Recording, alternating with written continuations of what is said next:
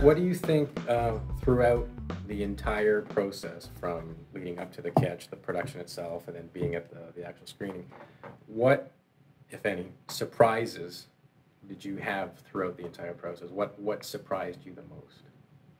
I like it when you talk first. Okay. I need time to think. Needing time to think. That's, yeah, no. Or he'll steal your answers. That's fine. Fine with me. And then steal from the best. What? What? Don't look this way then. Me either. That's for sure. I don't know. I'd say that the biggest surprise was my own walls, or my own stubborn, I'm going to do it all myself sort of mentality that I came into it with, completely breaking down and being able to, sort of draw on the film community a bit for some assistance or some help, or just to, bounce ideas off somebody. I think not sort of having, like, the biggest surprise for me really, I think, was, getting more of an open arms kind of feeling from the whole thing, rather than I'm going to go in there and I'm going to show these motherfuckers what I can do. You know what I mean? Like, that's sort of my attitude with everything. I kick in a door and I just sort of jump through it. But I don't think you're allowed to say motherfucker. Okay. You said booby. It's okay. My kids say booby. Okay. I say booby. Anyway, I don't know. I have that attitude. I have a really sort of brash, I'm going to take over the world kind of thing, because, well, it's really sort of a shield against my own nervousness. And has that changed you since? Fuck no. No. Said it again. I did it again. Yeah. Next on Regis. Has it changed me? I don't think it has. I think I still have the balls out kind of, going forward, but I have that nice nugget of knowledge that I can get some help. I don't need to take it all on myself and stress myself out more than I need to, because, being a filmmaker it can be pretty stressful, you're the captain of the ship. If something goes wrong, it's your fucking fault. Ooh, fuck. But it is your fault. It's your, you're the point man on everything. And if you're pitching a fit, it's going to be a big problem. I can't stand unprofessionalism on the set. I don't like it when somebody is, not thinking of where they're at, or, they have to have that Or they're presence. swearing too much? Yeah. Those guys. I hate those guys. It's your turn. Surprises? I don't know if I have any surprises. Or did you realize something? Were you enlightened by something through your experience being part of Digi60? Yeah, not in the pre-production or production phase. Maybe close to the end of post-production, or even actually at the screening, because digital isn't my thing. I feel like I'm more of an old school, like, kind of film guy. Like, I learned my craft more on the Bolex than with ones and zeros. And I don't mean to put it down by saying ones and zeros, although that's what it sounded like. But the technology changes so quick and so fast. And I don't see this as a competition. I don't see Digi60, the experience, as a competition. And I'm not out trying to make the best movie.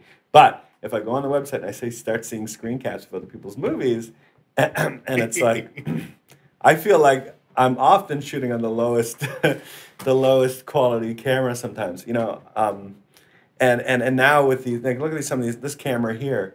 It's not even a real movie camera. It's just like a still camera, and people are shooting on that all the time. That is a movie camera. But I know just last week I was on a set and they were shooting one of those, and it looks better than any camera I've ever shot on, and so that's what I'm up against now. And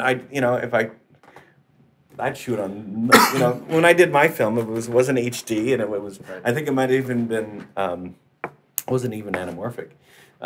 So when I see other people's work, what I'm trying to get at, I guess, is that when I see other people's work in part of this Digi60, it kind of gives you a kick in the pants to want to learn the cameras a little bit more. And I like. Yeah. You bring a good point. I mean, when you did yours, that was 5 years ago, and in that time, even like, you can shoot an HD movie on this. I mean, it's incredible how the technology has changed. And film technically hasn't really changed. Not at all. In 50+ years. It has sound-wise. Exactly. But not with the picture. So, having maybe not so much embraced digital as quickly as some other filmmakers have. Do you see that affecting the way you make films, or has it changed you in any way as you make films now? I guess I feel that making movies is a little less special because everyone's making movies, and everyone's making good-looking movies. You know, like skateboard. People who love riding skateboard, they're filmmakers now. They go out and they shoot their things. They're on YouTube and they look great. You know, people are telling me all the time how they're impressed by mountain bike videos or there's soccer. People are shooting. My friend shoots his soccer videos, the kid's soccer team on his iPhone, edits it on iMovie at home, and they look great. Everyone's a filmmaker. It's not special anymore. It doesn't have that exclusivity. Yeah. It's less of a science too, maybe a little bit. But that's fine. I don't mean to be putting it down. I think it's great that everyone's picking up a camera and telling stories. That's true. Yeah. But I don't know. But I don't know if you can call somebody who puts up a video of their toilet on YouTube a filmmaker. No, you're right. But people, I mean, but people are people who are lawyers and people who are accountants or whatever are doing things that are better than just shooting toilets. Granted, and I mean they're obviously people who have a story to tell or a creative side who want to get it out, and that's great. But I mean, I look at your work, for example, and I mean you're a filmmaker. You can tell when you see your work that there's a lot of love there. There's a lot of care and planning put into it.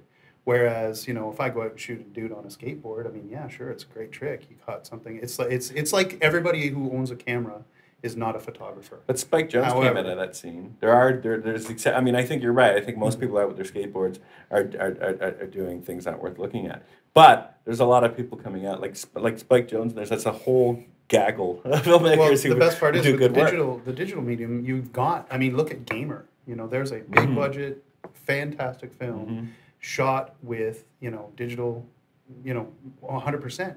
So it's really just like you said, the film hasn't changed. Now I am not dissing film. I love film. I love the warmth of it. I love the depth that you can pull from some of those older cameras that you just can't get yet with a digital camera, because like you said, technology changes so quickly. These things will come as the need develops. I think these cameras are coming close. They're getting there, because it's the lens. SLRs, it's all about the lens, for right? sure. I find that the same as projection. I work in a movie theater, right? Yep. And it's not about how good your projector is, how good your lens is. And I find with this stuff, a friend of mine just shot with it, and it's like the depth of field. It's really. It looks like a movie. On a 7D. I mean, it's a handheld, but it also, being so small and compact, it actually allowed me to get shots that there's just no way I could get with a larger camera. Video's finally looking cinematic. Finally, because it's not like you're shooting with one of those giant, 80s handy cams with the VCR on your hip. That'd be a challenge. That'd be a good challenge. Like That'd be a good. What is That's it? a good catch. You have to shoot with this. you need 7 Sherpas to walk around and get your shots. Your next short on VHS. And edit in camera.